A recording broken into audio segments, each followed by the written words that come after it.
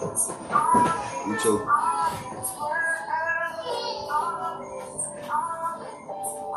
Put on that stuff for me, man. I'll talk to you.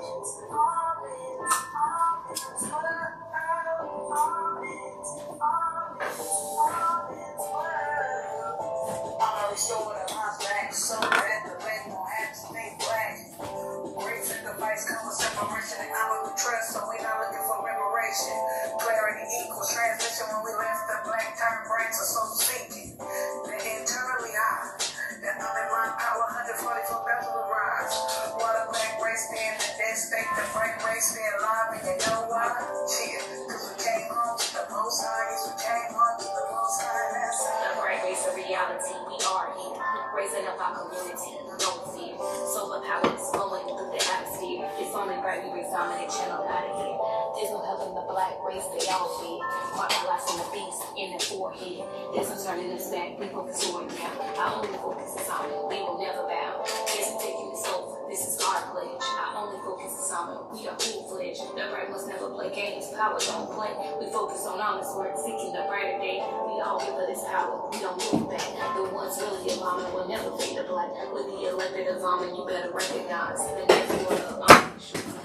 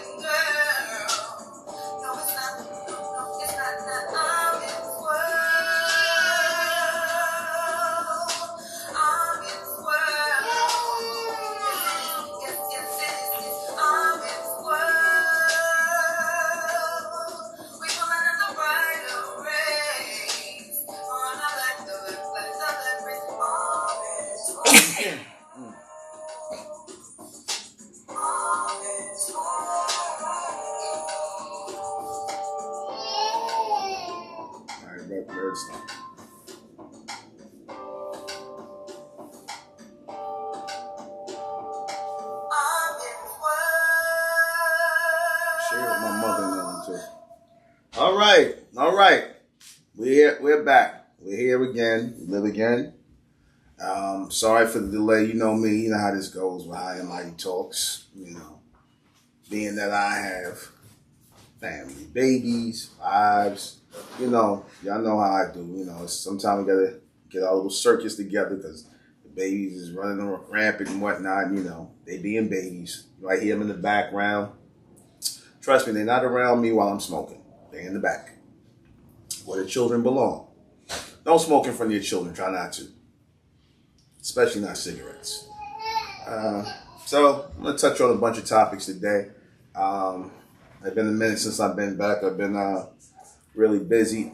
Those of you, please go to the MENTELLECT Patreon page, because there's things on the MENTELLECT Patreon page that I want to say. Should be a link down below, MENTELLECT Patreon. And also go to my MENTELLECT Women's Channel Patreon for those ladies out there who are watching the Women's Channel. Subscribe to the Women's Channel. We got about 12 video audios up there right now on the MENTELLECT Women's Channel. That is real intelligence for the future woman. Real intelligence for the future woman. You know, forward thinking, you know, logical and rational thinking on true womanhood, pure womanhood, spoken by a man. And I say this because, in one of the recordings we did, we talked about how, you know, a lot of these women, these feminists, as I call them, these feminists, they love to act like, you know, men can't talk about, you know, women and, you know, how they should present themselves to men.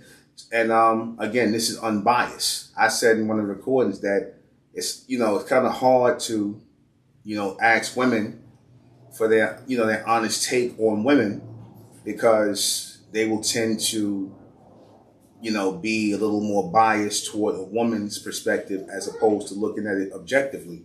And, you know, when you're dealing with anything, because I deal with things objectively, I don't care what sex you are, what race you are. I'm an objective thinker. You know, I'm not a subjective thinker. I'm an objective thinker.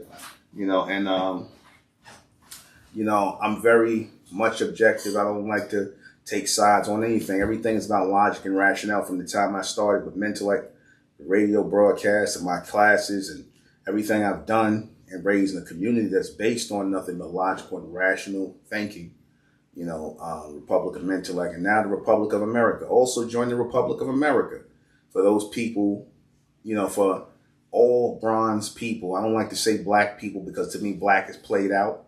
But I said in 2023, if people are still using the term black, then either they are slow, either they are behind times, or they have been compromised by the elites, the Caucasian elites that run the society.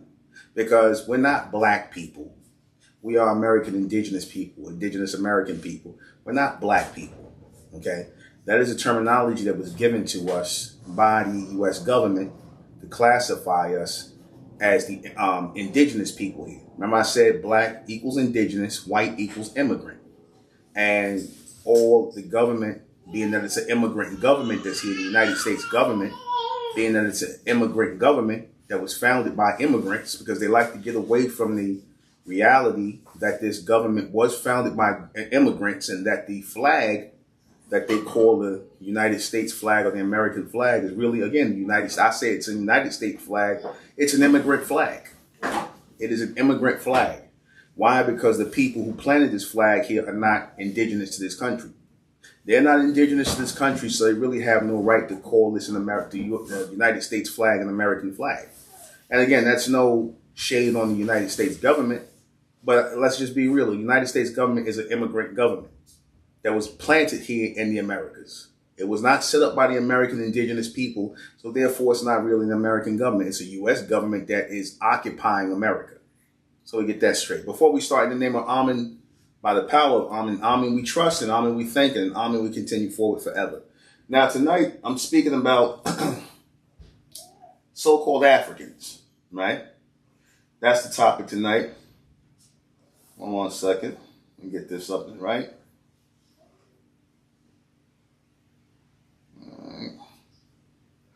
Why Africans from the diaspora, so Africa, why they don't respect African Americans? That's the opening topic. I'm going to touch on a lot of other topics as we go. I'm going to touch on quite a bit of topics as we go. But why Africans, right, from the diaspora, why Africans will never respect so-called black people or African Americans, right? Why they don't respect so-called African Americans? Number one is because we have here an indigenous culture. We have an indigenous culture here in America that was created by us. And that culture is American soul culture. We have an American soul culture that was created here by us, here in the Americas, because we are the only first and real Americans. We are the first Americans here. We are the indigenous Americans here, coming from South America, Central America, Mexico, which originally people don't tell you Mexico was originally a so-called black country, or a bronze copper colored country, so-called black. The Olmecs were so-called black, bronze people, occupied Mexico. That was a so-called black country. And you still see the remnants of those people in Mexico today. They will never show you the Afro, as they call them Afro, as an African, just basically make it appear as though the only reason that so-called black people are in Mexico or any part of the world, they always claim slavery had something to do with that. Some Europeans brought so-called African black people into America. That's how they got to America. That's the lie they tell, the lie this government tells. All right, we're going to get on U.S. history versus American history in a second. But why they don't respect our people, why they don't have no regard for our people, is because, like I said, when we call ourselves African Americans, when we don't let people, this government punk us into calling ourselves African Americans, when puppets like Jesse Jackson, boule puppets like Jesse Jackson were used to make us, or, basically bait us into calling ourselves African Americans so that we can, live out this lie, this BS that we're like immigrants here. Because you notice this government wanted to make us or classify us as immigrants, yet they're classifying us as immigrants by calling us African Americans, yet we don't get to enjoy the resources of America as the immigrants do. The immigrants get more resources allocated toward them, people who actually came from someplace else, than the so-called African Americans who they trying to say we came from Africa, we wasn't here, and we didn't have no presence in America, which is a lie. America always had indigenous so-called black class here, bronze, copper-colored people. We are the only real Americans here. I keep saying it in all my videos. We're the only real Americans in America. And that's why there's racism against us, because we are the indigenous people here, and the government knows that. Eventually, they're going to have to admit it. They're going to all, like I said, how they say in Revelation, all knees will bend and tongues will confess, and however that saying goes. But the truth is going to come out that we, the indigenous Americans, this is our country, and that we are American by nationality. And because some of our people continue to hide behind this African American nonsense, this lie that was told by people like Jesse Jackson, because they tend to sit up here and hide behind those lies of these boule who are trying to appease the Caucasian elites by spreading this lie to their people, or telling you African Americans so we can start just trying to promote you as Africans, so we can move you out of the way, finally move you out of the way as the real American indigenous people, or as they was calling us, the American Negroes. Because it was time they did not link us to no Africa. This country did not link us to no Africa. That whole African thing came from people, and that whole ideology came from people like your France Boas and what's the other guy's name? France Boas and I forget the other guy's name, Melville Herkovitz. These are the two Caucasian Caucasian so-called what do they call themselves? Archaeologists, whatever they call it. So one of these scientific terms or whatnot. Some ologists, you know what I'm saying? They make up terms for themselves. So don't but look these guys up. France Boas, they're the real fathers of Pan-Africanism and African Americanism, that whole ideology, in which they basically were trying to get the American indigenous people here to believe that they came from someplace else. Anybody that's telling us that we came from someplace else in 2023, don't trust them.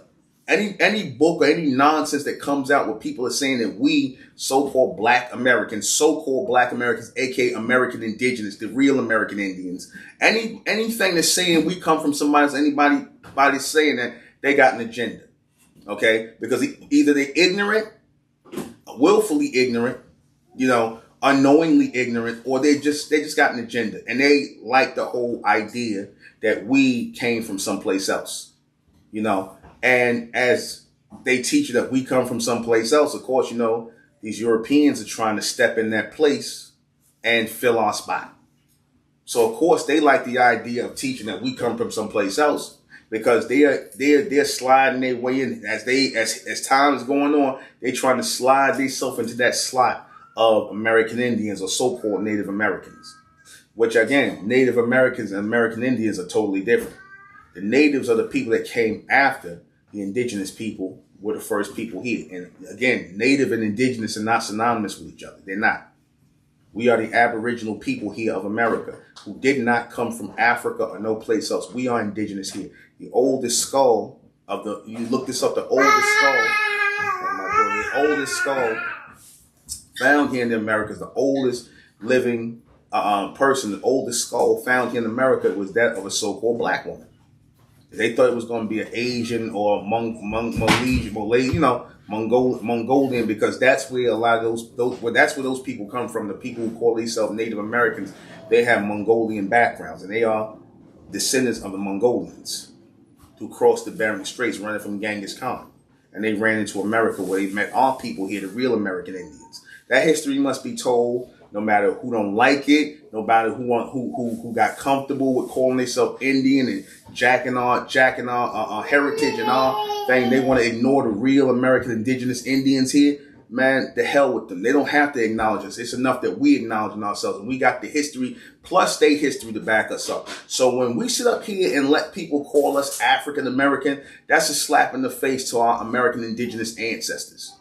You see, and it earns the disrespect from the so-called Africans, the real Africans, which are really tribal-looking people. That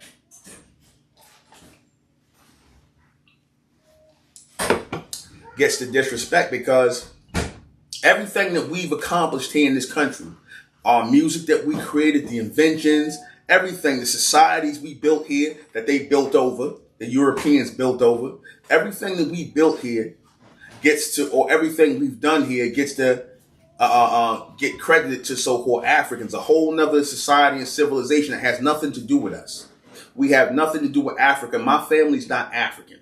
I don't have any Africans in my family at all. And for those of you who have that, who know that your families are American indigenous and that we are the original American and Indian tribes here in America, and we're not going to stand by for being called African American no longer. We're not going to live no goddamn lie, no slave ships that brought millions of us over here, man. The hell with these lies, man. That's all a bunch of U.S. propaganda, man.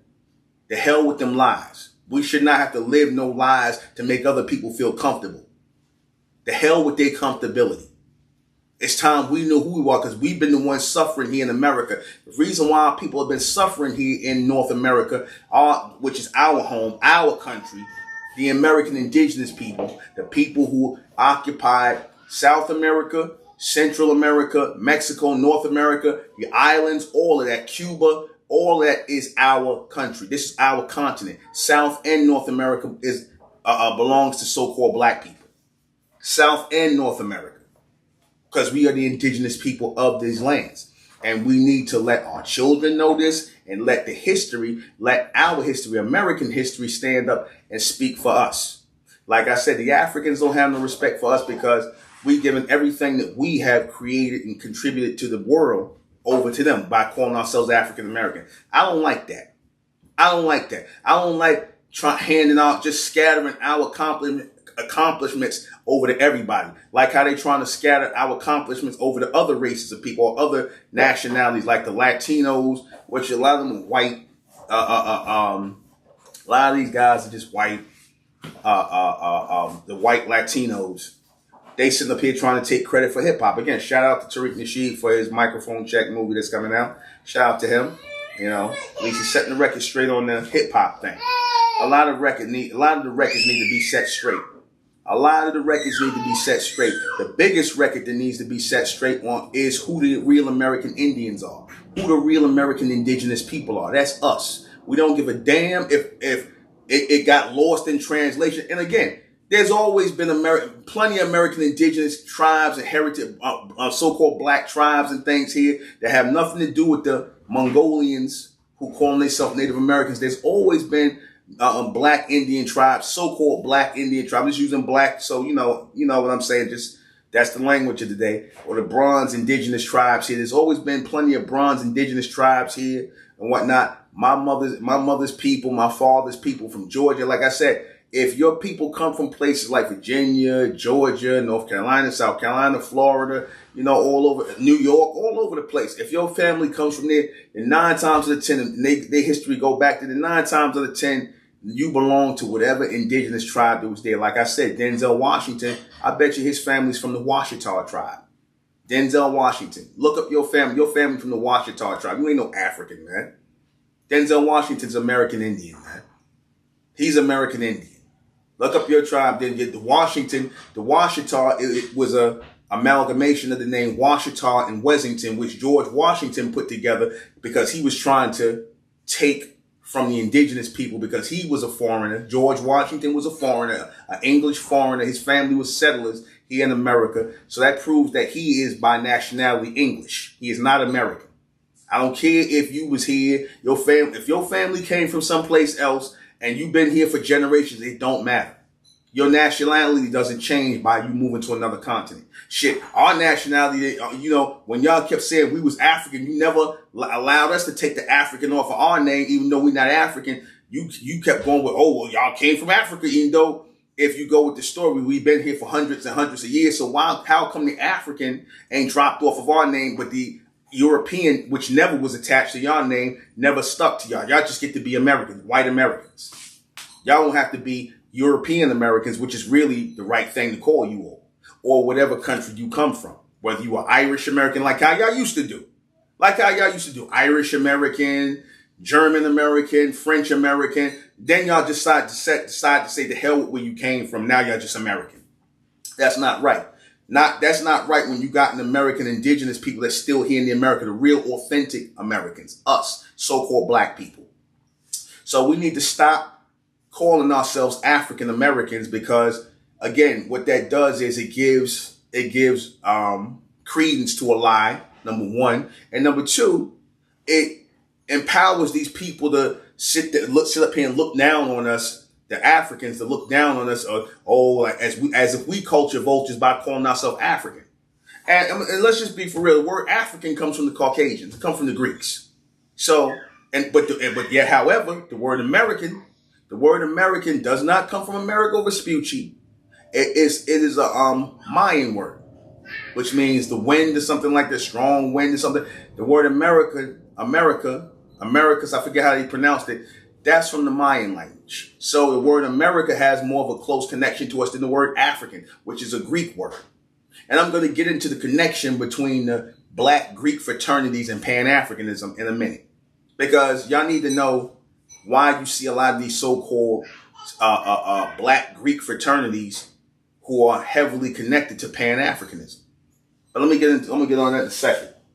So I want to discuss right now U.S. history versus American history.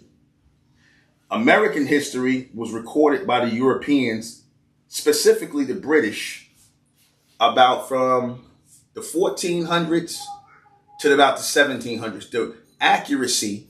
The accuracy of American history was recorded by the British because, again, the Caucasians, when they were coming into America at the time, they was not known as Americans yet. They was just still British colonists. They were British colonists coming into America trying to colonize America.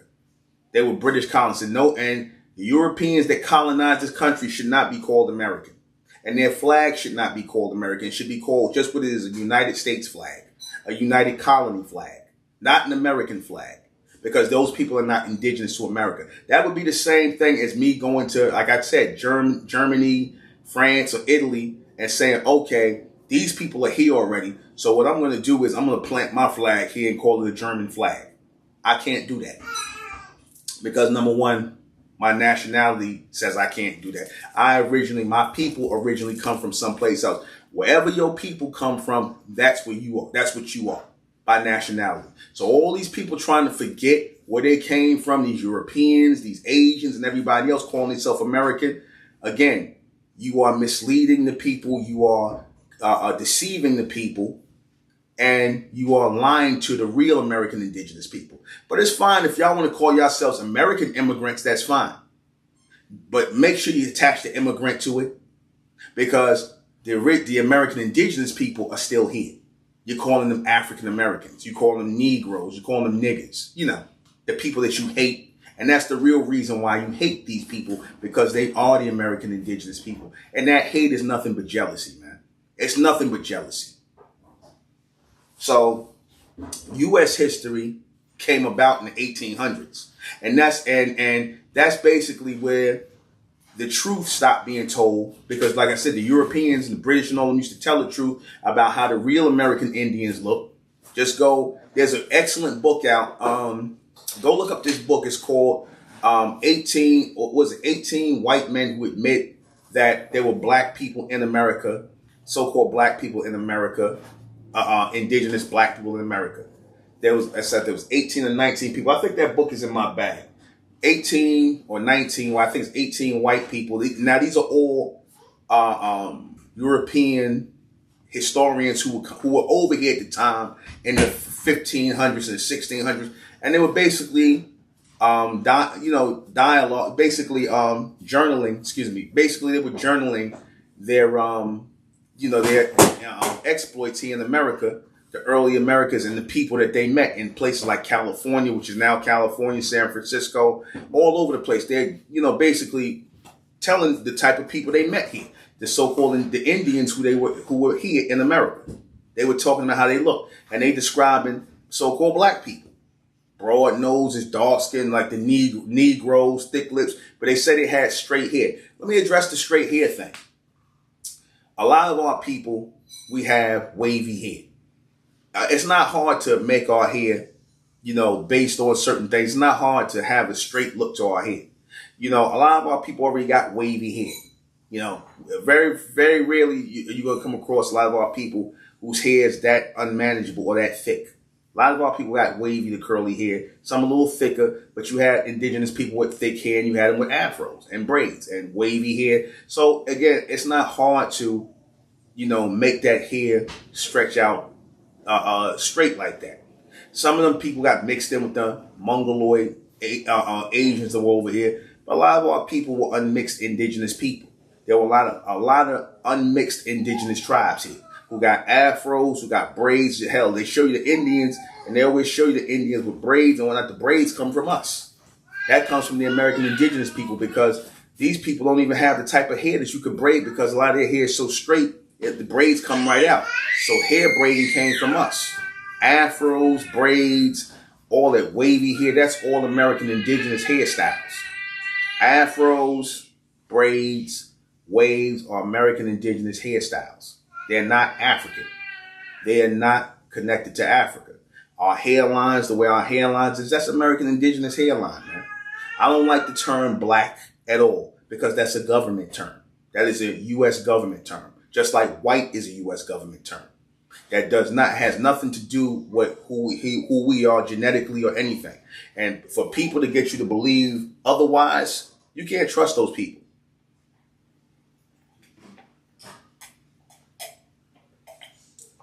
The people that want us to be black so bad, a lot of those people that don't want to let black go, or the whole African nonsense go, because I'm hearing a lot of, y'all know, like on YouTube, when you have people that speak like this, it's not popular. To have people that speak like this concerning the American indigenous heritage or culture is not popular. They want people to buy into the lie that we all came from Africa on slave ships, so that they could take away from the American indigenous heritage.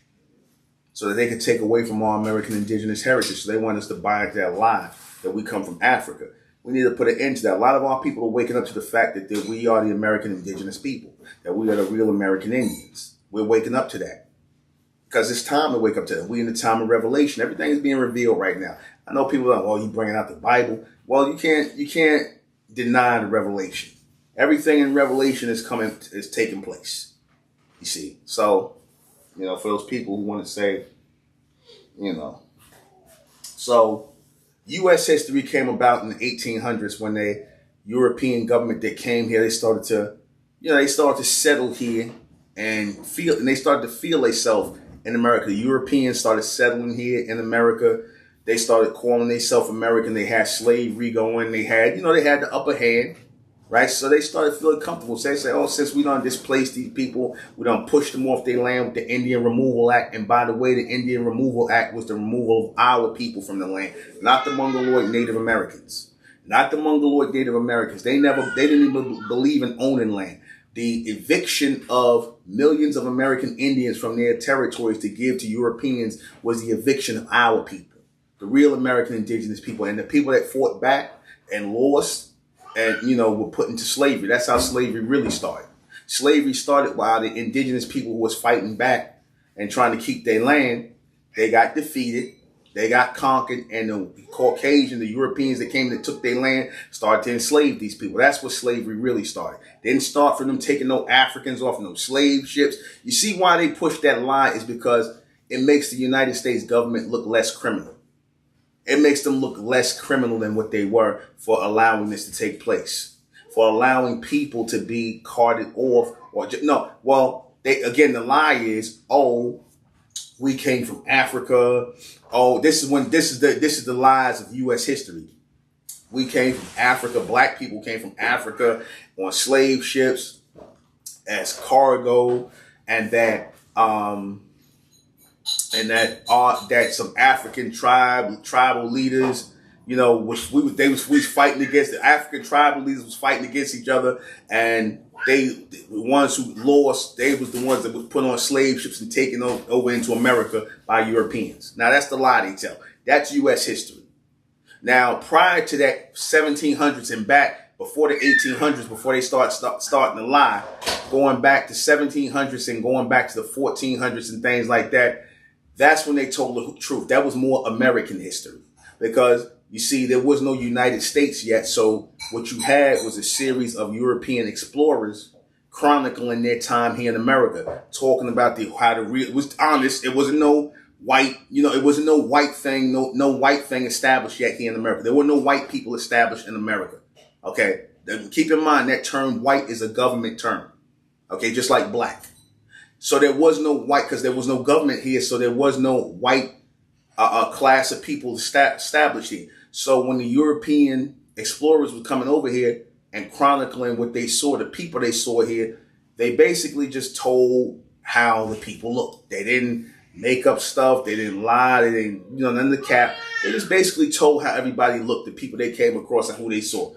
And they talked about the Indians. That's why I said that book, 19 White Men Who Admit to. Now, again, these ain't just regular white men. These are explorers at that time who were in the Americas in the 1400s and the 1500s, 16, all that stuff like that. They were basically talking about the indigenous black people here, the so-called Indians, so-called black people, right? The American indigenous people. So they would chronicle what they saw in America. They would chronicle the people, the languages, the different indigenous tribes here, and it was all bronze, copper-colored so-called black people. They would not once was they really talking about no Mongoloid Indians and whatnot, these people who call themselves Native Americans today. They were describing black people here. Okay? And this is before slavery. Before cargo slavery and things like that. They was describing our people here in the Americas as the indigenous people. Okay? So that was American history, where they talked about the copper-colored races who were here in the Americas. Right, the copper-colored races, which I'm amazed that they let that truth got out in the 1828 Merriam-Webster Dictionary of American. I'm surprised it's still there.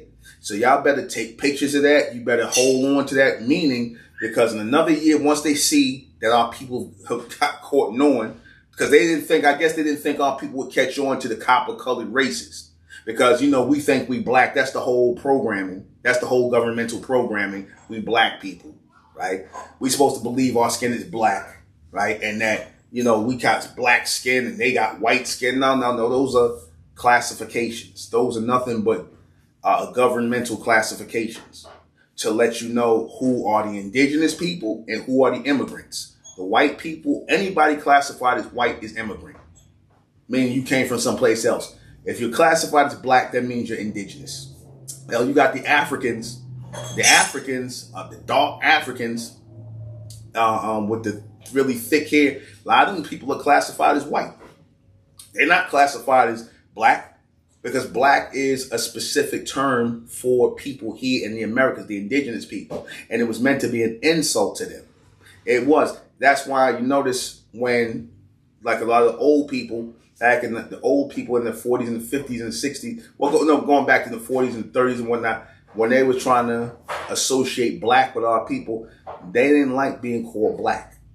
Our people didn't like that. We like to be referred to as sepia, bronze, copper tone. That's what we called ourselves. Now remember I told you there was Bronzevilles named after our people in different cities in America. These were communities. These were bronze, copper-colored indigenous communities here in the Americas known as Bronzeville. Like right now, like I told you, in L.A., the Asians live in what was formerly Bronzeville, those sections over there. You got a lot of Bronzevilles that was in different parts of the country because our people knew they had bronze or copper-colored skin. And so when the government started calling them Negroes and black and whatnot, they objected to that. It wasn't until the government, I guess, convinced James Brown and other people and a lot of these Black Panthers and all these groups that were created here in America, these boule groups that were created here, these so-called black militant groups that was created here, they started basically using them to push the black thing to our people. They made the whole black thing cool. Like when James Brown came up with that "Say It Loud, I'm Black and I'm Proud." You know, basically that was a programming tool to get our people to accept blackness. And then they used Jesse Jackson to get our people to accept the whole African American thing.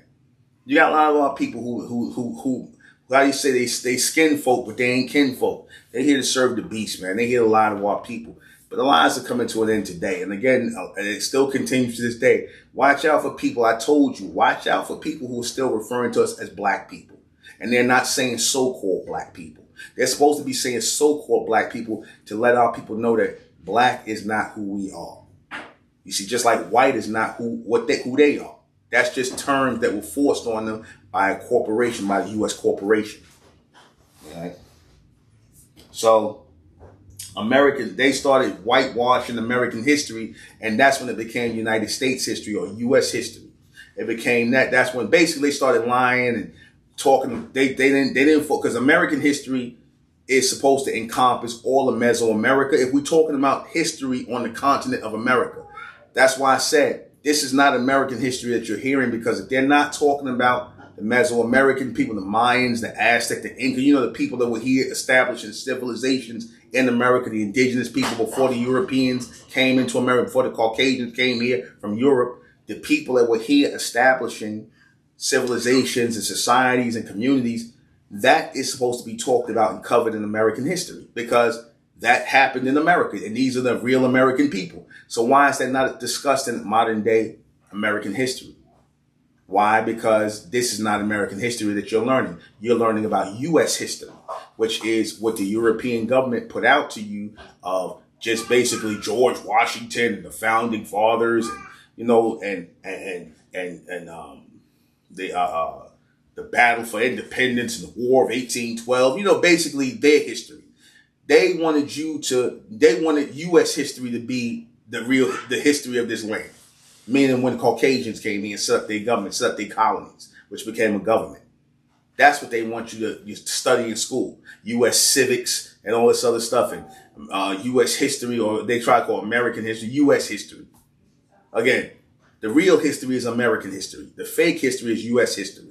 That's the whitewashed, watered down version. And in that history, we came on African slave ships. You know, we came here packed like sardines, even though they have not presented one slave ship. Nobody saved a slave ship. And that's funny for a people who have saved things. Y'all don't find that strange. White people in this society, I'm talking about the ones who are the curators of museums and the Library of Congress, the Smithsonian, all these people. These people save the smallest things from paper contracts and signed signatures and people's hats and flutes. They got presidents' flutes and hats and boots and all kind of stuff they got. But you mean to tell me they got what I mean? They got all of these small incidentals that's in U.S. history. But you mean to tell me that they don't have nothing, like they don't have no slave ships left over? Like they didn't keep like one slave ship, yet they claim all these slave ships was bringing these people here into America, or these so-called black people here from Africa into America. Where's the slave ships at? Where's one? Where's the slave ships? Y'all keep everything else. You don't got one slave ship that we could sit up here and say, oh, wow, there's the, there's none, because no slaves came here on these slave ships. There is none. Y'all need to get the whole African American thing out of y'all head. We hate it because we the real American indigenous people. That's what it really means. That's code word for we hate black people. That means we hate the American indigenous people. And let me just say this, to be anti-black is to be anti-American. I said it. To be black, to be so-called anti-black, you so-called white racists out there, or not just you white racists out there. When I use the term white, I don't mean Caucasian, just Caucasian people. I'm talking the people who classify under white. That go for the Asians, the East Indians, you Africans, y'all all white people. The people, for you people who are anti-black, so-called black people, that's anti-American, because the black people, the so-called black people, are the real Americans. So when you come on here and you're being racist on American soil against the indigenous people, that's anti-American. Like if I went to Italy and I started being racist against the Italians who are Italian by nationality, I'd be anti-Italian. I'd be anti-Italian, anti-Italy. You see? So think about that in your racism. Because you're showing your racism, because again, it lets you know that y'all really have not embraced America. If you're racist here in America, you have not embraced America. Because America has embraced you, even with all your demonic and degenerate ways and racist ways and your evil and sick, twisted ways. You see, America has embraced you. You Caucasians, you Asians, y'all made your fortune here in America. You earned your fortune. You made your fortune here in America by taking from people who built this country up for you to be able to come here and eat and live off of our backs. The American indigenous people, the so-called black people here in America, not African Americans. There's no African Americans here except for them Africans that's coming over here now. But the people who were going through slavery here in this country, who were in this country, who were not slaves and whatnot, because a lot of our people were not slaves here in the country. They make you think that all so-called black people here in America were slaves. That's a lie, man. That's U.S. history, more U.S. history. Right. What are the real laws and orders? What are real laws and orders supposed to be based on? This is a good topic, because I told you all before, I don't want you to think that the policies of this country translate into laws. Policies can be whatever you want them to make them. Anything that's lawful, anything that is based in law, is supposed to be based in righteousness, fairness, right? And have a solid foundation. That's what law is supposed to be based on. Fairness, righteousness, right? To basically have a good working relationship with the people who you're representing in any form of setup, any civilization, society. The laws are supposed to be to benefit the people by those who are put in power to represent the people. Now, when you got policies here, see, policies again don't have to be based in anything. You could have a policy pushed by a racist. You could have a racist push a policy, like a lot of these policies that are pushed here in America by these white racists who are sick mentally, who are mentally ill and sick with hatred for people who have done nothing to them. For people who they invaded their country, their ancestors invaded this country, which belonged to our people, and yet you people have this demonic and sick and twisted, I'm talking about you racists, have this demonic and sick and twisted hatred for the indigenous people here. And that's the thing that's going to hold a lot of you white people back, which I'm going to get into in a minute. Your racism is going to hold you back. Your racism is holding you back. And I'm not saying all white people are racist, but those of you who are, and those of you who try to influence those people who are not and try to push them, don't let these people are going to hold back your people. These people who are trying to convince you that there's a war or that there's a war between black and white, these people should not be trusted. Just like those people in amongst the so-called black race should not be trusted who want to push the black thing. Remember I said in the last broadcast, I don't like black people or white people. I don't like black people or white people. And what I mean by that is the stereotype and the behavior that was created around black and white and the ideology around black and white that was created by the U.S. government, in which you got certain people who think they better than other people based on class that was given to them by a ruling or by a governmental setup or by a so-called color. That is wrong, because if the things were reversed, in the favor of so-called black people here in this country, if things were reversed and white people were deprived of resources, white people were forced to live in ghettos, white people were forced to be economically blocked out of industry and things like that. If that happened to white people, they would call this government, if it was under the control of so-called black people, this government would be all kinds of evil and demonic and unfair and hated. You know, if the same ways, you know, if we flip things in reverse, this is how we would be viewed by the white people, or the so-called white people of the society. So if you know that treatment, you would not go for that type of treatment or behavior, why would you allow somebody else to be treated that way? Because you don't like the color of their skin, because you're jealous, because you got some kind of sick pathological hatred in your mind for people who don't look like you.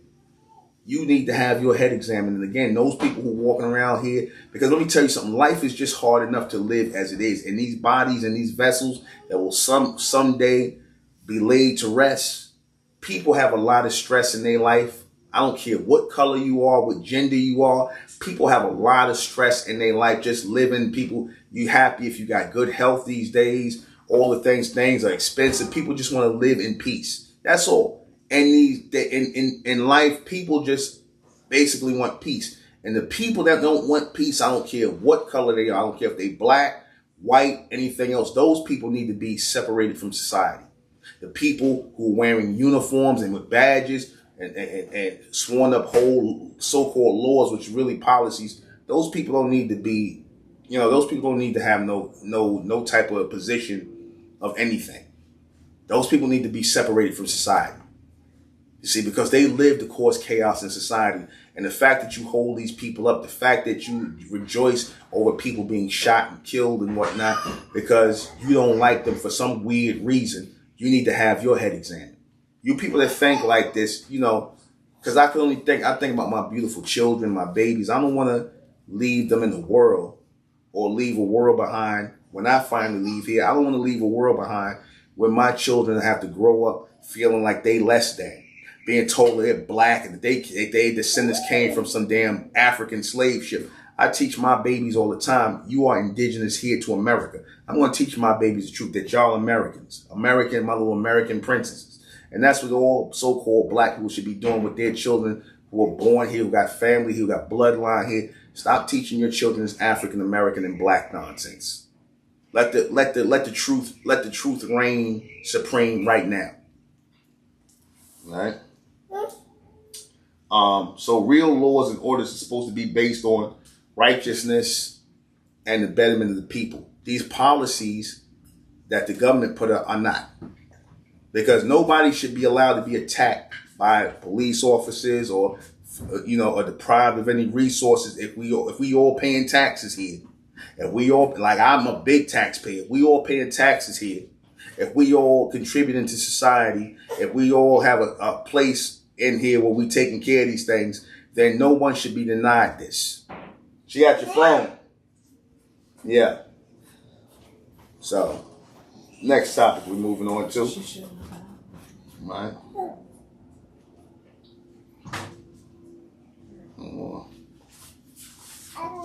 This is a funny topic. I said, why real Americans? Well, I'll get back to that. I'm gonna come back to that. Why do black Americans want to believe they're African? Why do our people fight so hard, even though that programming is being broken over our people today? Why do so-called black people want to believe they're African so badly? Why they want to believe that? Answer, and then I'm going to get into the whole connection with the Black Greeks and the fraternal system and the sororities. I want to answer this question. Because Black people, so-called Black people here in America, have been deprived of their true identity as American indigenous people, because they've had their culture and heritage transported to another group of people, Asians. Again, the people who are calling themselves Native Americans today, those are Asians. Those are Asian people. You check their genotype and phenotype, it links right to the Alaskan, all them people, the Alaskans and the Asians. Those are all Asians. Those are all Mongolians. Those are all supposed to be people supposed to be classified as Asian. So because our people, so-called Black people here in America, don't know their heritage, don't know their identity, and want to know what their heritage and identity was, just like any normal people want to know where you came from. Because if that's saying you don't know who you are, you don't know where you're going until you know where you came from. That's saying how they're going. You know, so when our people had that stripped from them, they was like, you know, well, scrambling. Well, who are we? What are we? That's when your racist genealogists and, you know, your so-called pseudoscientists and like your Melville Herkovitz and France Boaz and those people, you know, they had a lot of European money behind, Caucasian money behind them, of pushing that lie that the so-called indigenous people here, the so-called Black people here, the Negroes, that they were African, that we're somehow African, and that we're somehow connected to those people in the African diaspora, that we are connected. We came from them because we look like them, right? So we must have come from the main. And let's just be for real, we don't really look like the Africans. There's a difference. You can see that. But they'll say that, but they won't say, okay, well, the people who call themselves Indians today, or the people that's calling themselves Indians today, or Native American today, they look like Asians. And in fact, it's already, but they notice they don't like to have that comparison made, because then if you say they look like Asians, then that means you are saying that they come from someplace else. And see, part of their hustle, these so-called Native Americans who are given money every year by the U.S. government, part of their hustle is to teach the world that they're indigenous to America, that they're so-called native to America. They don't want any link made between them and the Asians, or that Mongolian,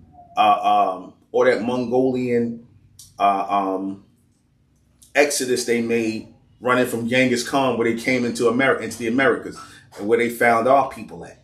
You can see all of that all that history recorded in the Bone and Pong temples of when these people came from other places. They came from Asia, from Mongolia and whatnot, into the Americas, where they met our people at. And we was fighting these people, and these people came over here and they was committing crimes and things like that, like a lot of these illegals doing that right now. But that's another thing. But I'm gonna show you how funny it is. I was watching an interview with this guy Robert F. Kennedy Jr. You know, he's running for president, and you know they act like it's nothing wrong or nothing offensive with referring to our people as Black people. They act like there's nothing wrong with them referring to what people referring to us as Black people, but yet when talking about his grandfather Joseph P. Kennedy, because somebody asked y'all know about the Kennedy family, right? There's been a rumor for the years, a long rumor that Joe Kennedy, the patriarch of the family who built the family's fortune, Joe Kennedy, this is John F. Kennedy's father, Joseph Kennedy, that he was a bootlegger. He was an Irish bootlegger. Now, of course, Robert Kennedy, that's his grandfather. Of course, he's gonna say that's not true. Even though the mob and them was saying that they was dealing with him and stuff like that. But whatever, that's his family history. Whatever he wanted to clean it up to say, whatever. You know, allegedly they say that they didn't deal in illegal alcohol, whatever. But the point is, he says, yeah, these people were trying to blacken. He said these people were trying to blacken his grandfather's name. Now, when he used the term, they were trying to blacken his grandfather's name. He said that in a very unflattering, statement, that they were trying to blacken his name. See, that goes to show you that they know the term black or anything black or blacken is to degrade. They know it is to degrade a people. They know that when they refer to our people as black, it was meant to degrade our people, to turn our people into degenerates, to basically put us below so-called white people, Caucasians, or the people who ended up calling themselves white people here in the Americas. That's what that was meant to do. Okay? So next time they call you black people, don't let them people call you that, because that's meant to be an insult. Our ancestors were smart enough to know that was meant to be an insult to our people. So we should look at it the same way going forward in 2023 as the real American indigenous people. Right? Nobody has a right to call themselves American but us, so-called black people. All right? Oh. That's what I want to say. What is that connection between the Pan-Africanists? Because if you notice with a lot of these black Greek fraternities and sororities, a lot of them are heavily into the whole Kenta from the Pan-African thing. Here's the link between that, because you do know Africa was conquered. First and foremost, a lot of Africa was conquered by the Greeks. The Greeks conquered a lot of Africa, right? And they are responsible for the name Africa, Africa, right? They tell you it's of Greek origin. So they're responsible for the conquering of Africa. So, and the term African. Now, think about this. The so-called Greek fraternities, the black Greek fraternities, they consider themselves to be black Greeks. Now, we know about the Greek fraternity, the Greek culture. The Greek culture, for the most part, is a pansexual culture. The Greek culture, just like a lot of the Roman culture, because the Greeks folded into the Romans, they are a pansexual culture. Many of these people believe in all kinds of pansexual behavior, meaning that they're into homosexuality, heterosexuality, they on some child loving nonsense, and bestiality. They do a little bit of everything. That's what the so-called Greeks were about. And a lot of the slave masters, the Caucasian slave masters, was heavily into that Greco culture, that Greek culture. That's why a lot of the men slaves, they gave them Greek names. Like they gave old black men names like Apollo and Archimedes and Ulysses. When you hear old black men with names like that, Archimedes, Ulysses, Hercules, Apollo, you got a lot of bronze men name those names because these Caucasian slave masters worshiped the Greek gods, and they would look at our people and they would give our people name Greek, Greco-Roman god names. You see, because obviously they looked at these people and they seen our people were strong men, muscular, strong men, healthy men eating and living off the land, the American indigenous men. So when they had these men as slaves or in bondage or as bondmen, they would give them Greco-Roman names, like names of the Greek Roman gods. But the point is, being that the whole African thing, that whole African ideology and the African thing, and the name comes from the Greeks. So when these people came over and started pushing the whole Greek fraternal and sorority setup, the so-called blacks called onto it in these HBCUs, and they wanted to be the black Greek fraternity. So then, of course, they had to connect with the whole African thing because the Greeks pushed the whole word of Africa. So, of course, they wanted to be in alignment with the term Africa. That's why you'll see a lot of these Pan-Africanists, they usually link to some black Greek fraternity or sorority. You see, and they're a bunch of Sambos, man. Let me just be real. They're a bunch of coons. They're a bunch of Sambos. These frat Negroes, these sorority Negresses, they all coons and Sambos. They all want to be like the so-called Caucasians. They want to be like them. They want to basically be black versions of white people. That's all. Because again, if you really were trying to do something, because again, why would you want to be a black version of somebody else? Why would you want? That's something you so-called black people suffer from. Why would you want to be a carbon copy or a follow-up to somebody else? Why would you want to be the black version of somebody else? We have a very rich and continuous culture and heritage. Well, we don't need to copy nobody else's fraternal or sorority culture. You could have had an ancient American Indigenous fraternity. You could have had something based on the Mayans. You could have had a Mayan system. You could have had a Mayan fraternal system. You see, you could have had a Mayan fraternal system, an Aztec fraternal system. Which again, I like the idea. I might do something like that: a Mayan and Aztec fraternal system. You see, a Mesoamerican fraternal system. That's us. You trying to be somebody else and a bunch of degenerates at that. A bunch of degenerates, a culture of degenerates and sodomites. You trying to follow behind that. Y'all all sus. That's why in places like Atlanta and that's why it's a lot of you guys out there, a lot of you sods. I call you sods. A lot of you sods are out there in Atlanta because a lot of you guys came through those Greek fraternities, man. And we already know what Greece is all about. Greece was all about greasing people up. Men greasing each other up, if you know what I mean. You see, heavy sodomite culture. And the females, a lot of you females into that, we on, again, you on YouTube. So again, that's why I say subscribe to MENTELLECT Patreon, because I say what the hell I want to say. Can't really do that on these YouTube streets. They got a damn algorithm for everything. They want to try and control how people talk like they children. All right? All right. Okay. Who were the first real American Indians? Y'all already know that. I've been screaming that from the rooftops ever since I started. We the real American Indians. We're the first and only real American Indians here.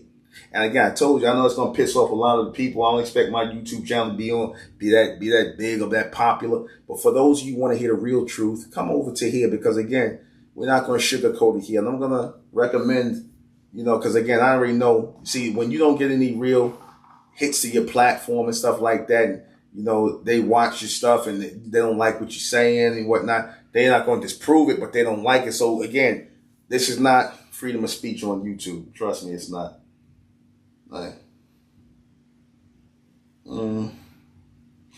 Why is racism holding white people back? I said this before I started off in saying this, but I want to say this is holding you back because, again, so much truth. People don't learn a lot. Your people don't learn a lot of truth. And truth is power. Knowing the truth, learning the truth is power. So when you try to deprive people of things and try to lie to people based on a racist or a hatred for others, and you trying to put your people first, that's a sickness in you. And that's something that you spread to your people. Because again, anytime people living in ignorance, they're going to eventually be destroyed. Any people that's living in ignorance, where there's no ray of light, any ray of intelligence, any ray of truth in your foundation, then you're going to eventually perish as a people. That's like a person that eats fake food. You keep eating all the artificial and fake food, eventually it's going to tear your body down. It's the same way as if you keep living on a lie and you're trying to promote a system of white supremacy, which is really white degeneracy, because to sit here and be demonic enough and sick enough to want to deprive people of things and want to see people die because you got some kind of mental illness. I don't like their color. I don't like how they are. You could say that about a lot of people, but that should not have anything to do with race. If you don't like somebody for a personal reason that they did something to you. You're not supposed to just dislike anybody because they exist. Again, if I despise people, if I don't like people, it's because of something you've done personally.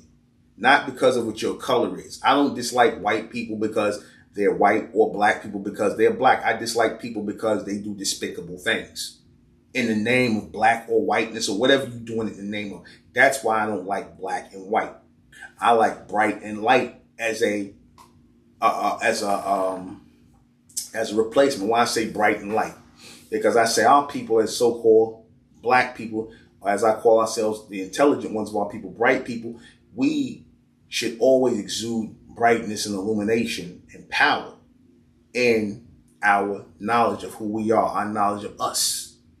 Our knowledge of us, we should always exude power, illumination, because we are the first people on earth, the first creators of multiple civilizations. We've been doing this, and we are being deprived of our greatness because you got people who are calling themselves white and everything else, and even so-called black people who want to hide our true identity. And by hiding our true identity, you deprive the world of knowledge that the world needs. Again, I don't care if there's greatness coming from anybody. I don't care what race you are. Then I'm pro greatness, man. I don't care. I'm not about holding people back. I don't care what race you are. If you are great, then I'm pro greatness. I'm not anti-black or anti-white. I'm pro greatness, and I don't like people who try to hold people back based on their jealousy, because jealousy and envy in a man of any race, that's a bitch. That's a bitch mentality, man. That's a real bitch and hoe mentality. And a lot of you so-called white males have been riding on that whole energy, that bitch energy. I'm gonna just say it like that. Y'all been riding on that whole bitch jealous energy of so-called black men. Y'all been riding off that, whenever you go and see a black man playing basketball or football or got a nice car or a good looking woman, especially if it's one of your women, y'all have a heart attack. Y'all don't like that. You see, because you jealous because you don't have that. But no man should be jealous of another man. Ever. That's bitch made. Let real men stand up. Let real women stand up. And if you can't measure up, then just get the hell out the way. Fuck out the way. All right. Why black people don't support black business and endeavors? I seen Jason Black and I saw Tariq Nasheed do a video on this where he talked about how it took long for black people, so-called black people, to raise money, because he was trying to do a GoFundMe, get indie Kickstarter, go, whatever it's called, for his movie Microphone Check. Now, some people might find it duplicitous that, if that's the right duplicitous, European is the way word. That some people find it that duplicitous that he would ask for money for a film in which he's going to keep all the proceeds for himself to make. And then he's going to sell the film back to people who invested the money in it. Now, again, I see nothing wrong with it if people want to donate, but I find it very strange that people will say something like that and expect something, for giving something. But again, I have my epic book company, Unlimited Epics, right? And I bought time on Tariq Nasheed's. I bought time on his platform on Tariq Radio. Now Tariq Nasheed, he ran I paid for the spot to run my for the comic books and stuff and our characters, which we got a lot of Unlimited Epic stuff coming. We're gonna do a different channel for Unlimited Epics. Herc, She Fly, Thug Menace, all these characters I created, and drawn by my beautiful assistant, Mrs. Jaren Mina Perez, who does all of the artwork. Shout out to her. Sister does the artwork. Jaren Mina Perez does all the artwork and everything, and I'm the creator of Unlimited Epic. So, Tariq Nasheed, he promoted my stuff, but he didn't say another stuff. Oh, I like that. That's fly. A brother doing black superheroes and black, so-called black superheroes and black comics. Support this brother. He didn't do that. Now, I'm not no disrespect to him, but I would, even though I don't consider myself a black man, because again, and the only reason I don't consider the whole black thing is because that's a government thing. And again, I'm speaking of who I am biologically, nationally, everything else is American Indigenous, man, as an American by nationality and by Indigenous status. I'm American, Indigenous, Indian, whatever you want to refer to that. That's who I am. So I don't like the term black, because it's like you telling me to just forget about or cross out who I am and just live under some fake title called black. I'm not doing that. As an American man, as a so-called black man, he should have been promoting Unlimited Epics. He should have been like, oh, y'all hit the thing, go to Unlimited Epics and promote that. If we all about promoting black business, because you use the whole black thing and the foundational black American thing to promote your movie. You looked for foundational black Americans to give you money for your movie and support what you were doing. But you didn't support what I did. And again, I'm not mad at it. We still making sales. We still making money. I got my own sales team. We sell unlimited epics. Go to unlimitedepics.com and purchase our books. Go to unlimitedepics.com. Hit the link. Go to Unlimited Epics. That should be under there. I got a lot of links. We got my clothing line under Lord. Go to unlimitedepics.com. And you would have thought people like Tariq Nasheed would have been like, hey, go support that. Go order books from there. I ordered some for my children. That's fly. I want to see our people and superheroes and whatnot putting out stories and doing artwork on the level of Marvel. You see, on the level of Marvel and DC and things like that. We got our own. I'm not saying copying, but we doing things on our own level. We're not going and, our characters are bright and heroic and celestial. Well, we're not pushing no whole black, red, green, ugly, earthbound nonsense. We're not pushing that. We're pushing the celestial red, blue, and yellow, red, blue, and gold energy. The real RBG, red, blue, and gold, man. That's the real RBG. Red, blue, and gold. Not no goddamn red, black, and green. You look at our people's colors throughout America, Mesoamerica, all colors was red, blue, and gold. Not once did we ever put together no red, black, and green. That was some nonsense created by Marcus Garvey, who was a sellout. I don't care who don't like it. And so was Frederick Douglass, by the way. They was a bunch of sellouts, man. And you already know who puts them up highly on the pedestal, who thinks highly of them. People like your Umar Johnson, they think highly of Frederick Douglass and damn, and that must be a thing with the Boulets. That must be in the Boulay handbook. You gotta put people like Frederick Douglass up there and Malcolm X and who else? And damn, Martin Luther King and who else? And Marcus Garvey. All them safe Negroes. But not once did they ever put Elijah Muhammad up there. The most honorable Elijah Muhammad, never put him up there. Never gave him no shine. He actually did something for our people. The only reason they started talking about Malcolm X, the Caucasian historians don't start putting Malcolm X on the pedestal because he turned against Elijah Muhammad. That's the only reason why they started bigging up Malcolm X. Prior to that time when he was with the nation, they talked about him like he was the damn devil. Then after he turned on Elijah Muhammad and started talking that crazy shit, then all of a sudden he got put out the nation and whatnot. Then he started talking against, and all of a sudden he an icon now. Or as I call him, an icon. Because you went against the only so-called black man who I refer to as a bright man. I don't even call Elijah Muhammad a black man. That's beneath him. The only bright man who was about and was really making a difference in the evolution and the growth of our people out of that state of darkness and ignorance. So, right. So when you say why don't they support black businesses? Because again, when they talk about black, they really mean supporting them. They don't mean supporting black, but they talking supporting them. Because again, nobody supported mine from there. But you had some people hear from it, but I was looking to, he should have been like, oh, well, I don't see no black people doing this. Let me support that. And again, I'm not mad at Tariq Nasheed, not at all. I'm still going to support your microphone check movie. I gave you money for the museum. I'm not mad at you. You know what I'm saying? I understand how black people think. It's like anything. And y'all talk all this black stuff, but let's just be for real. Then I break down the logic behind asking people to invest in something that's dealing with black anything. Whenever you hear the word black, you already think shady.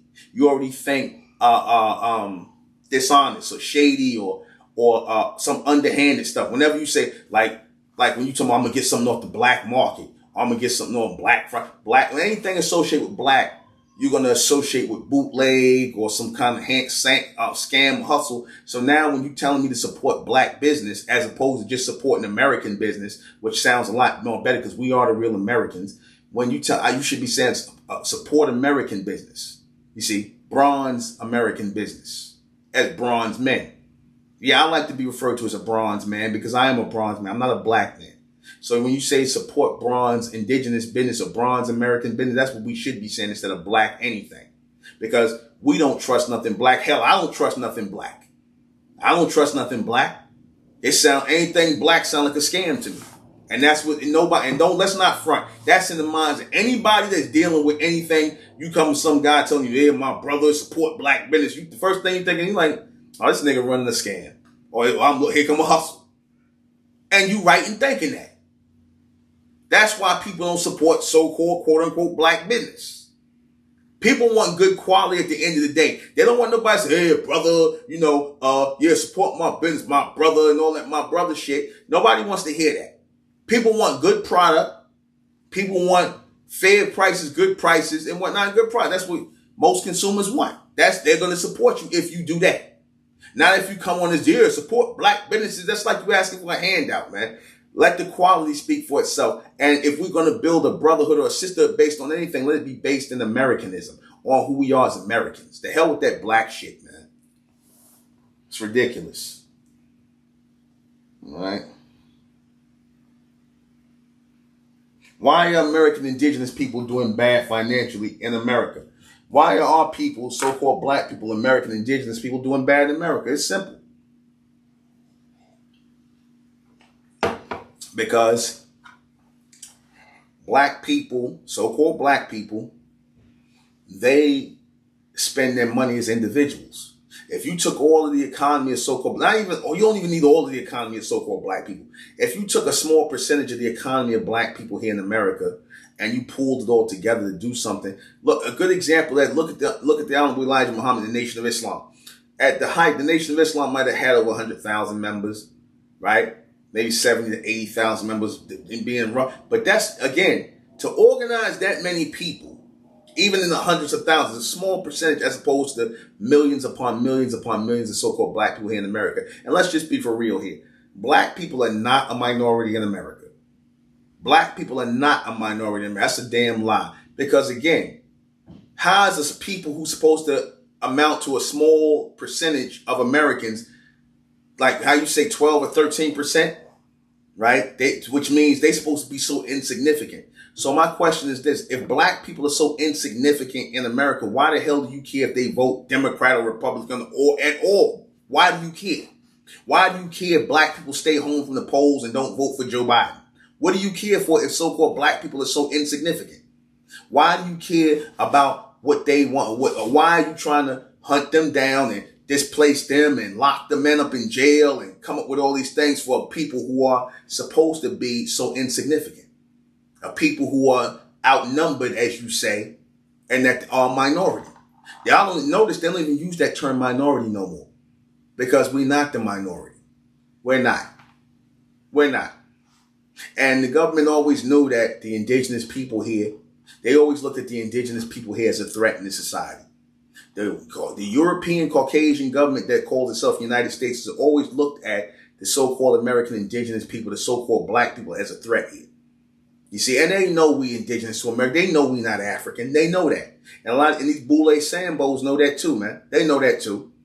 But because they are dedicated to kissing up the ass of these Europeans, they dedicate to kissing up and licking up the backside of these Europeans, they're going to sit here and lie to our people like that. They're going to sit up here and push the cargo slave ship thing because they can get a few trinkets, a few nigger pennies off of the table, which is what Frederick Douglass did, because they said Frederick Douglass was one of the most wealthiest Americans. And when Dane Calloway put a shout to you, Dane Calloway, I don't care what Tariq Nasheed say about you, brother. You a good historian, man. You a good historian. A lot of people try to clown Dane Calloway like Tariq Nasheed tried to. And like I said, I like the stuff he does.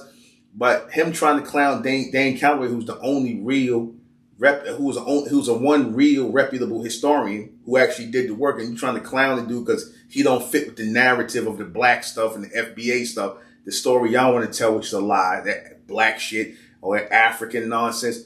Again, these people got an agenda, man. But the reason why our people are so-called black people are financially strapped here is because they don't put their money together and pool their money together to do anything. You see? Now, I'm going to give you an example of that. When Minister Farrakhan, the Nation of Islam, did the Million Man March, and all that money was out there, because whenever black people are out in the mass numbers like that, that's money, man. That's money. When Minister Farrakhan did that Million Man March, the first one and then the ones that followed, when they did that, you know how much stuff could have got done just off of collecting money, $1 off of those? That's $1 million out there. Over $1 million. That could have got money could have got collected and things could have got done. A good example of what could have got done was that Minister Farrakhan or people in the nation could have said, hey, you know what? We collected all this money out here today. We're going to take this money and we're going to buy a building. We're going to start from city to city, and we're going to open up a training center for American men, for bronze American men, for American indigenous men. Let's put our men back to work. Let's get our men to have skills and trades. I want to buy a building with this money, and then we're going to hire licensed carpenters. You know what I'm saying? Don't matter what color they are, black, white, don't matter. Licensed carpenters to teach these men at the school, the young kids in the hood, how to do carpentry, how to do woodworking, how to do plumbing, how to do HVAC, how to do bricklaying, anything. We're going to set this up for them to learn so they can become masters at this. And we're going to support this. Everybody's going to give $1 every week to make sure we're going to open up another school. We're going to open them in every major city and in the country so that our people can have these skills. So we're putting our people back to work. That's what you do when you're serious about building the economy, you see. And so-called black people don't have that mentality. Black people have the mentality of being consumers and spending money as opposed to building a financial base in which to continuously build onto. You have to have, skilled people. That's why I said that I agree with reparations and I don't mind cash payments, but if it's focused on people just taking the money and saying, you know what, we're going to have these schools for so-called indigenous black people, and they can learn these skills and trades, even becoming pilots and everything else, becoming a skilled culture. You see, because that skill was taken from our people, becoming a skilled culture. That's what we should be focusing on. We're going to build a medical school where our sons, our daughters can become doctors and lawyers. And we're going to hire people from the universities, the black university or whoever, to come in and teach third-year residency, fourth-year, whatever residency, and actually teach our people before they go and become doctors and things like that. Because there's nothing wrong with that. That's how you create an economy and produce a productive society of people. That's what you do if you're really trying to pull your people out of poverty. You pull your money and you start to work on pulling your people out of poverty collectively, you see. But when you got people who are programmed just to be consumers and take their money and just give it to other groups of people instead of using it to benefit themselves, because listen, black people's money don't benefit nobody but other races of people. I'm gonna just be real. You can't show me no place where black people's money benefits them. Because again, if you're not building nothing for your people, you just buying stuff don't mean anything. You buying that Gucci or Louis or Fendi or whatever the hell you buying to try to buy yourself some self-esteem, buy you some damn high-end self-esteem. Because I call that, when I see you males and females, Gucci all over your damn headband, Gucci belts, Fendi, this, that. You trying to wear all these European designers and whatnot. That's you just trying to buy instant gratification, trying to be or trying to associate yourself with the elites because you feel like that's how they dress. I want to dress like them. I want to be like the Joneses and what. Again, you look like a fool. You look foolish. Black people, y'all look foolish. Y'all look more foolish than so-called black women wearing straight hair, wearing blonde hair, blue, whatever, wearing straight hair, wearing anything other than her natural hair. You look ridiculous. With all that Fendi and Gucci and supporting people that don't give two shits about you, just want you to hurry up and buy and die. You look ridiculous. Anyway. Again, it's in the breakdown. Black money. Black business. All right. What is the next soul culture? The next soul culture is the next music that our people produce. That's the next soul culture. That's the next music that our people produce. All right? That's the next soul culture.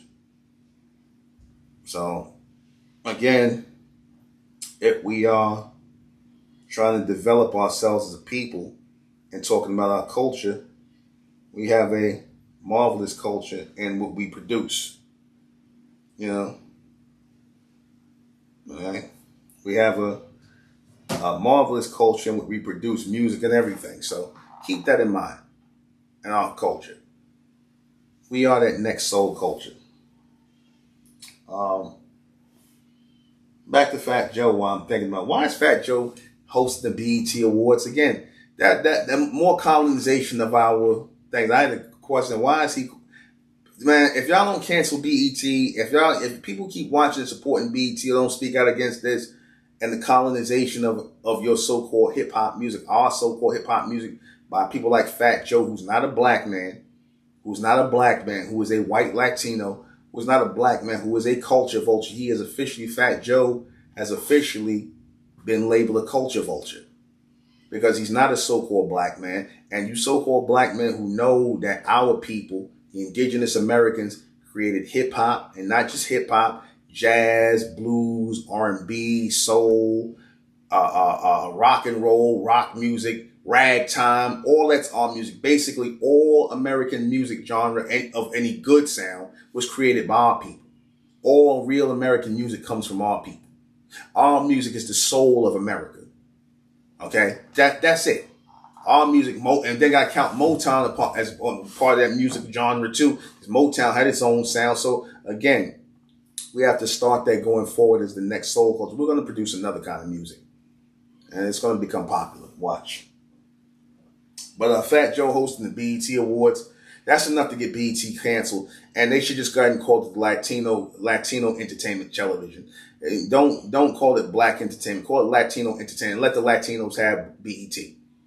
And maybe we need to go start our own thing, man. Because you don't need to have these people dictating to us our culture and our music and letting people like Fat Joe's, whatever, let him come up here and just covet and just covet and lie about our music. That's a slap in the face of the people that put Fat Joe on.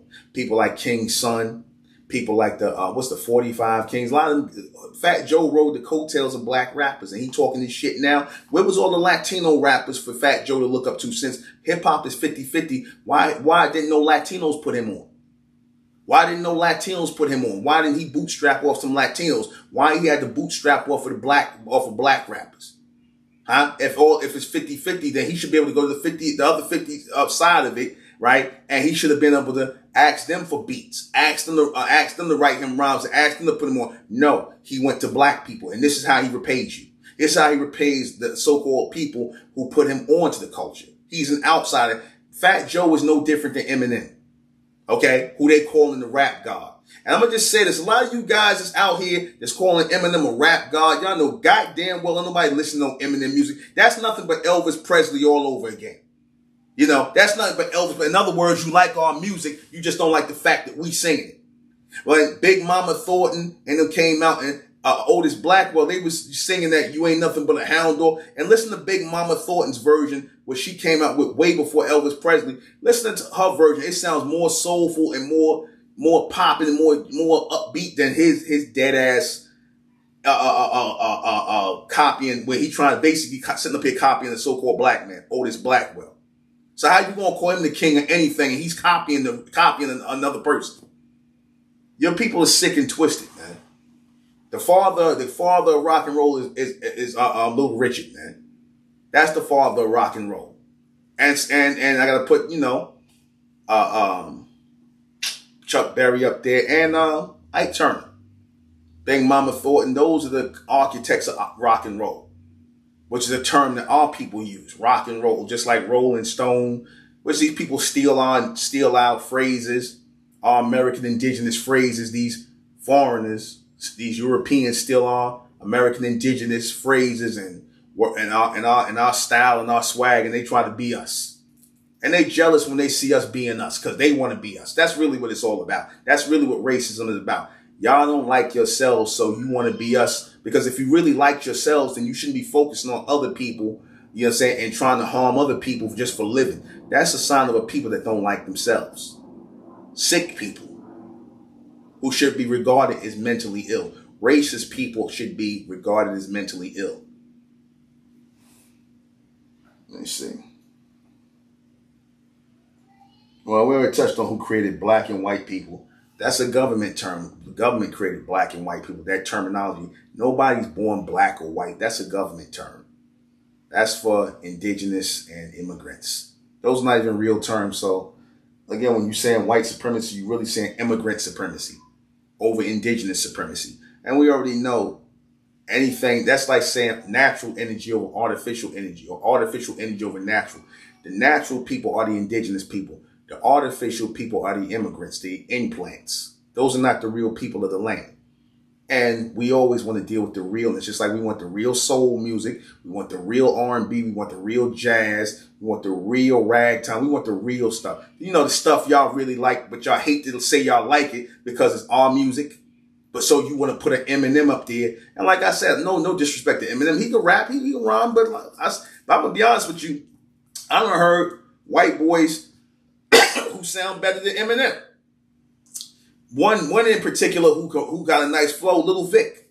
Little Vic, I'll shout him out because he sound better than Eminem. I heard he say that's his grandfather was Vic Orena, the former head of the Colombo crime family. You know, he went down, he locked up and whatnot. But Little Vic Orena's grandson, Little Vic, his flow, he better than Eminem, as far as I'm concerned. They should put him out more. But I guess because he sound more like a so-called black man as far as his rhymes, how he rhyme and whatnot, sound more like a so-called black man as far as his cadence and flow, because he got a good cadence. Little Vic, he should, if anything, if I was going to say somebody got some flow, I would say him over Eminem. You know, but whatever. Got any questions?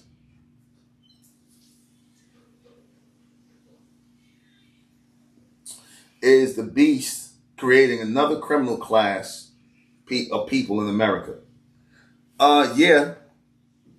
You are creating another criminal class of people. The government, by bringing in these illegals, they are creating another criminal class here in America, whether you know it or not. And why I said it is because I'm sure you got a lot of illegal people who are coming over here who truly want to work and escape whatever's going on in their land, even though they should stay where they are and try to work with what they do, like how we had to. Like, one thing, we didn't have the luxury of running to no place else. We had to stay here and fight for whatever we had and protect ourselves and, you know, just you know, deal with what we got handed to us and have to, you know, stand up in spite of that. And they should have did that in their own country, boy, before they fled over here and ran. But I know you got people that want to legitimately work and, you know, and a lot of these people are being basically used for their cheap labor by a lot of these people that allow them to come over here. You know, the government and people are using these people for cheap labor, man.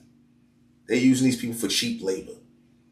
But in bringing these people over here to reinforce your numbers, because that's another reason they bring them over there, reinforce quote unquote white numbers, because they're going to classify them as white. Because those are your white reinforcements. A lot of you Latinos is being brought into America, you're the white reinforcements, because Caucasian presence in America is shrinking. It is shrinking drastically. More Caucasians are dying than being born. More of them are dying, so they're afraid that someday so-called black people will take over and be in control of America again. And notice I said again because at one time we were in control of America. This was all our land that was taken from us because we got caught slipping. We got caught slipping. We was all on our little jihad of tribalism and going back and forth with each other and whatnot. We couldn't see the enemy come in and use our division to conquer, aka divide and conquer. That's always been on the playbook of the so-called white supremacists, aka degenerates. You see, to divide and conquer and take what somebody else is, steal from other people. Because that's the reason why U.S. history loves to paint this story of slavery and bringing people over from Africa, because it makes this country look, or the people who allowed that to happen, makes them look less like criminals. If you could turn around and say, "Oh, see, your people sold you into slavery. We didn't take you hostage. Your people sold you. That's how it happened." No, you took land from people. You stole from people. And in y'all book, that's considered what? Organized crime. You did it collectively. But you don't want to call it that. But okay.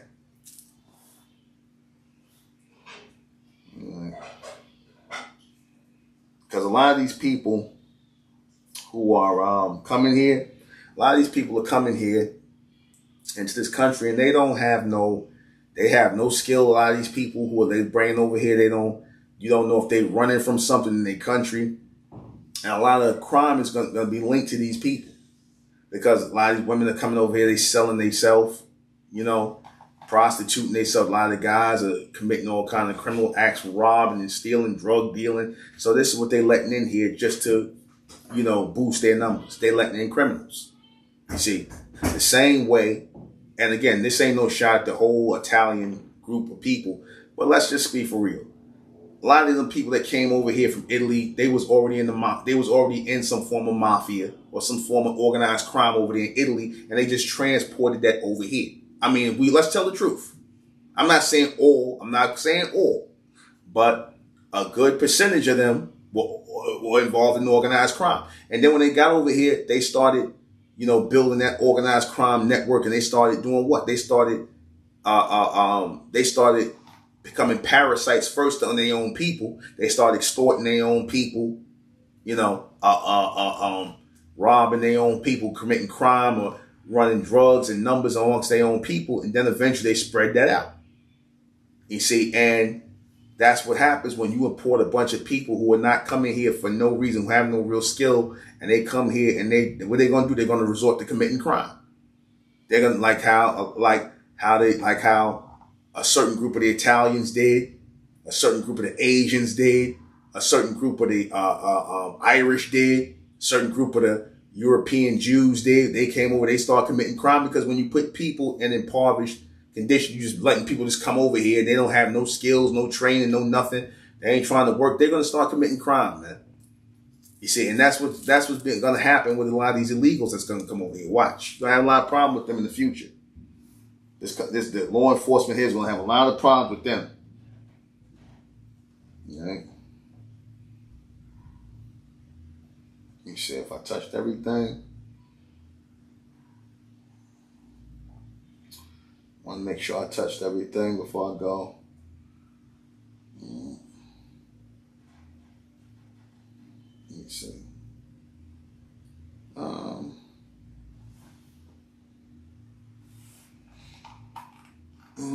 I think I touched everything. Any questions?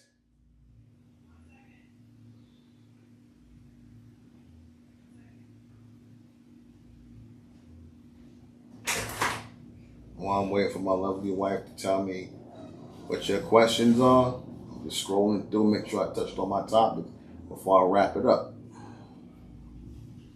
Someone asked, what's the name of those so-called black people that was trapping in the 1940s? What are the names of those so-called black people that did what now? That was trapping in the 1940s. That were doing what in the 40s? Rapping. I don't know the name. I know what you're talking about. The Jubilee people, the Jubilee. I know what you're talking about. Something Jubilee, where they was rapping back then. Yeah, you had people rapping back in the 40s, man. You had people break dancing, moonwalking in the 40s and 50s. And that was American Indigenous people, man. So-called black people. We was doing all that before we got into the Bronx, before it got up there, before it became a so-called culture, before these people. Man, you had our people doing that before this, man. Our people you had people doing the moonwalk, our people, American Indigenous people. And again, this whole black thing, it gives people a license to erase our people. By us calling ourselves black, it's giving people a license to erase our people. Okay? We American Indigenous people. We are Americans. We are American Indigenous. The only American Indigenous. We're not black. We're not African Americans. We're not Negroes and all this other nonsense. But that's the only question? Okay, I think I done touched on everything. We'll wrap this up. Oh, here you go again. There you go again. Come on, your pretty self. Here you go again. My daughter. Okay, enough camera time. Enough camera time with you. Go on. Go on. Go on, boo-boo bear. Go on, baby. Everybody, there you come back again? Oh, come on. I got my shirt from my Underlord company. Underlord polos. We got to have those out in a second. We're revamping the site. So, that's about it. If there's nothing else, any other questions, Make sure I touched everything because I don't like missing nothing. But I think I pretty much said everything I wanted to say. Subscribe to MENTELLECT Patreon. Subscribe to the MENTELLECT Women's Channel, MENTELLECT Women's Channel Patreon. Again, you ladies out there, subscribe to that. A lot of good intel on there for the future woman. Subscribe to MENTELLECT Patreon, the raw and uncut stuff. Hell, I might even do a men's page, and I want to try out some jokes and things like that. You know, it's a little bit of comedy, not nothing silly, but like observations and whatnot. I've been having a lot of thoughts. I think I could do comedic stuff. I want to try it out. We'll see. That's it. We're going to close out in the name of Amen, by the power of Amen. Amen we trust, and Amen we think, and in Amen we continue forward forever. I'm out. Oh, baby. Gone.